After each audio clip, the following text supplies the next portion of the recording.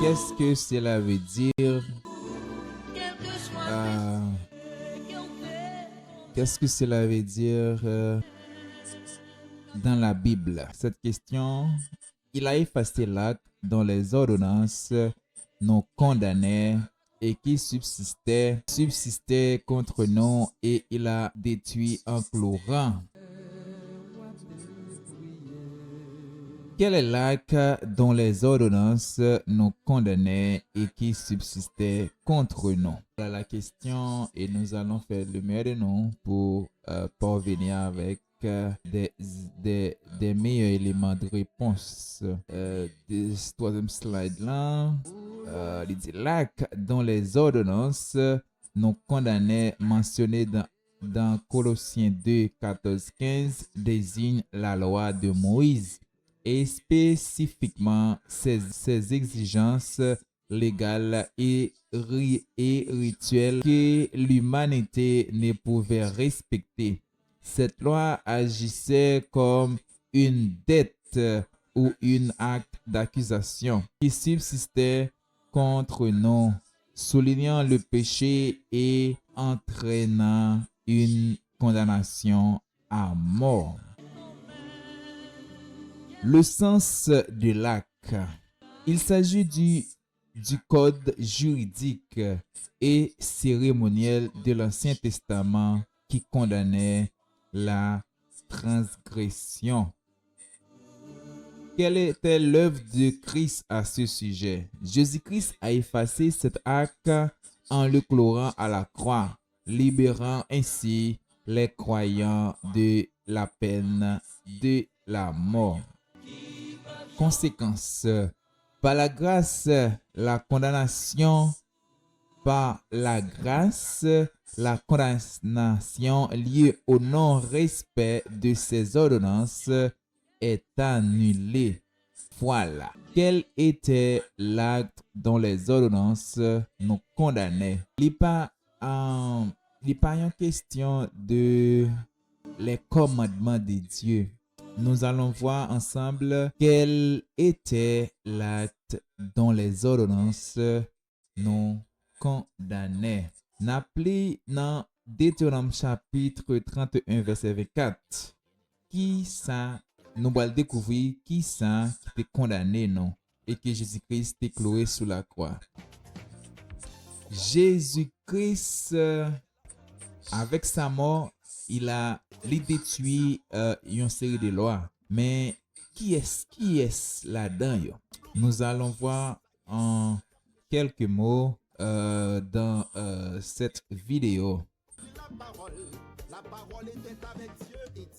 N'appelez Deutéronome chapitre 31 verset 24 spécialement.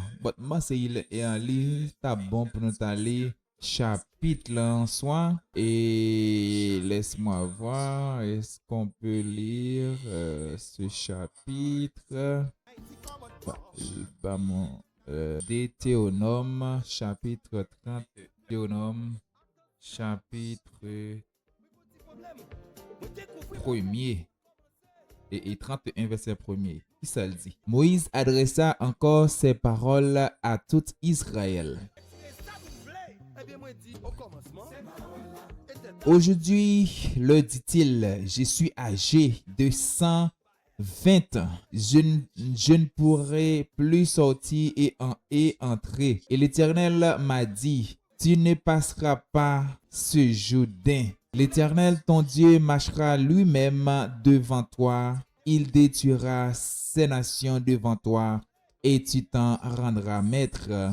Josué marchera aussi devant toi comme l'Éternel l'a dit. L'Éternel traitera ces nations comme il a traité Sion et Og, roi des Amoréens, qu'il a détruit avec leur pays. L'Éternel vous les livrera et vous agirez à leur regard selon tous les ordres que je vous ai donnés.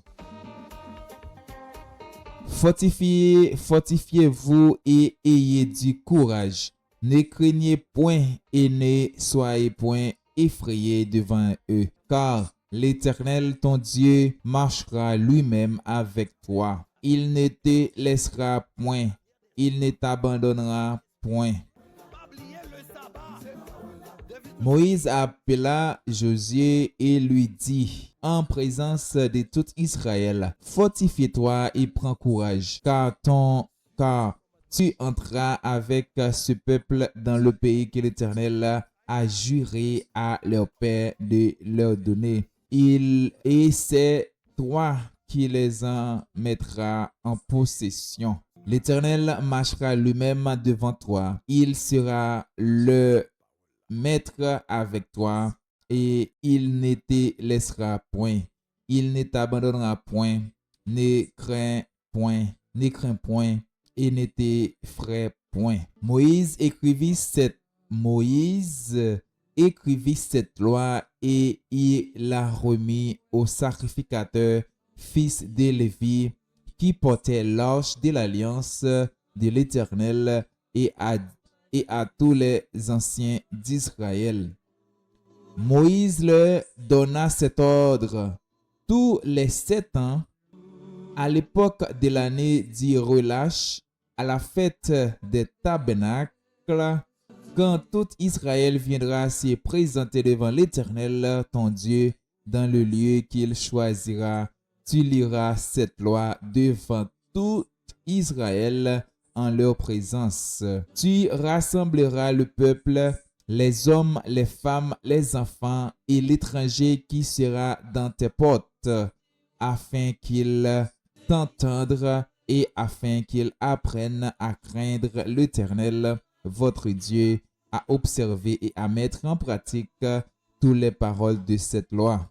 Et leurs enfants qui ne la connaîtront pas l'entendront et ils apprendront à craindre l'Éternel, votre Dieu, tout le temps que vous vivrez dans le pays dont vous prendrez possession après avoir passé le Jourdain.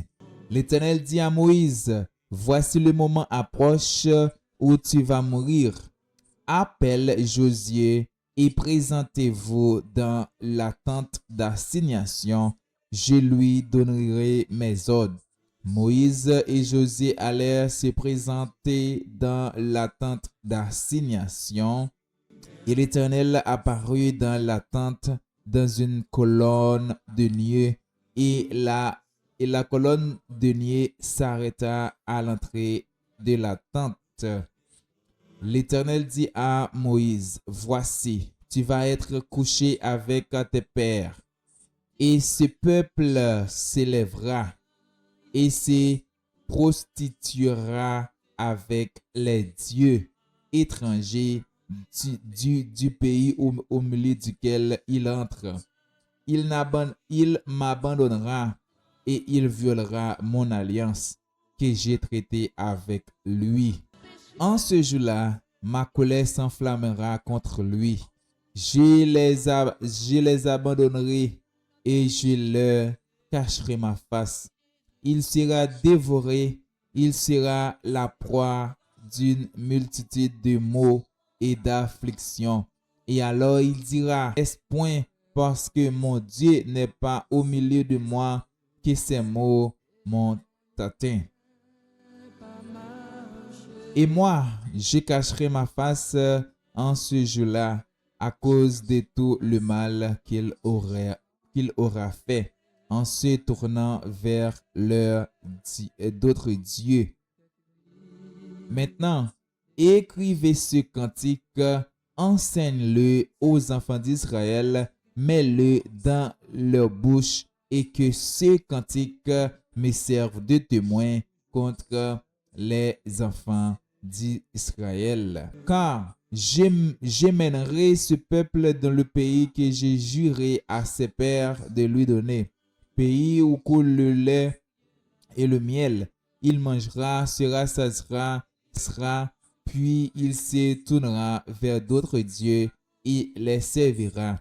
Il me méprisera et violera mon alliance. Quand alors il sera atteint par une multitude de maux et d'afflictions, ce cantique qui ne sera point oublié et que la postérité aura dans la bouche, déposera comme témoin contre ce peuple.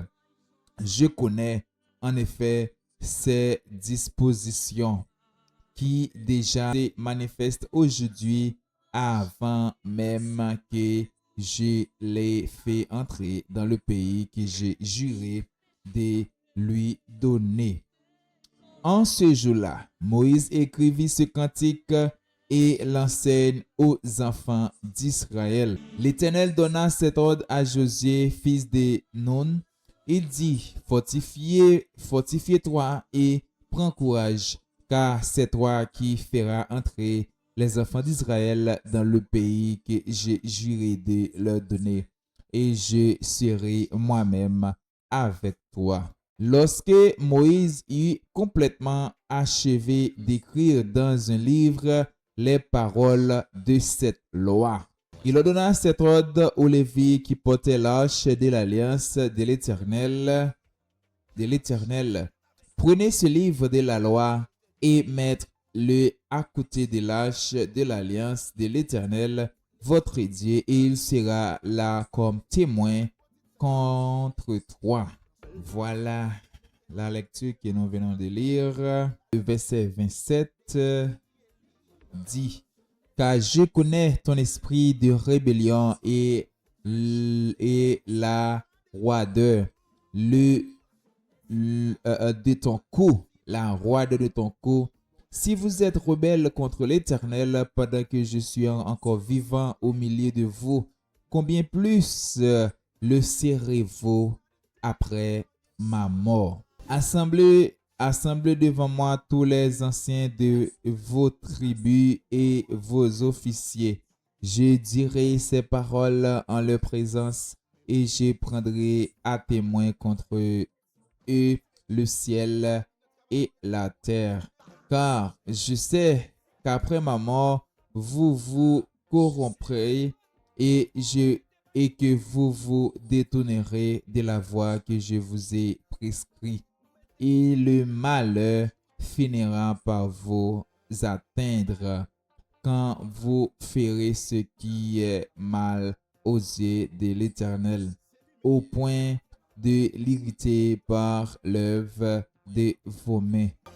Moïse prononça dans leur entier les paroles de ce cantique en présence de toute l'assemblée d'Israël. Voilà la lecture que nous venons lire. Et la question c'est que, voilà, la question c'était quoi? La question c'est que, quand nous lisons dans Deutéronome 31, verset 24, il dit, lorsque Moïse eut complètement achevé d'écrire dans un livre des lois, dans un livre les paroles de la loi, il ordonna cet ordre aux Lévites qui portaient l'arche de l'alliance de l'Éternel. Prenez ce livre de la loi et mettez-le à côté de l'arche de l'alliance de l'Éternel, votre Dieu, et il sera là comme témoin contre toi. Dans Colossiens 2, verset 14, il dit, il a effacé l'acte dont les ordonnances nous condamnaient qui subsistaient contre nous et il détruit en le chlorant à la croix. Cela veut dire que ce n'est pas 10 commandements et que Jésus-Christ a cloué, mais c'était un ensemble de lois qui étaient contre nous, des lois cérémonielles, des lois côté peuple, pour le livrer à adorer d'autres dieux. C'est bien bagay ça yo, c'est pas question de 10 commandements qui étaient abolis. Et c'est pas 10 commandements que Jésus-Christ est cloué sur la croix, d'après verset ça qui est non saute là.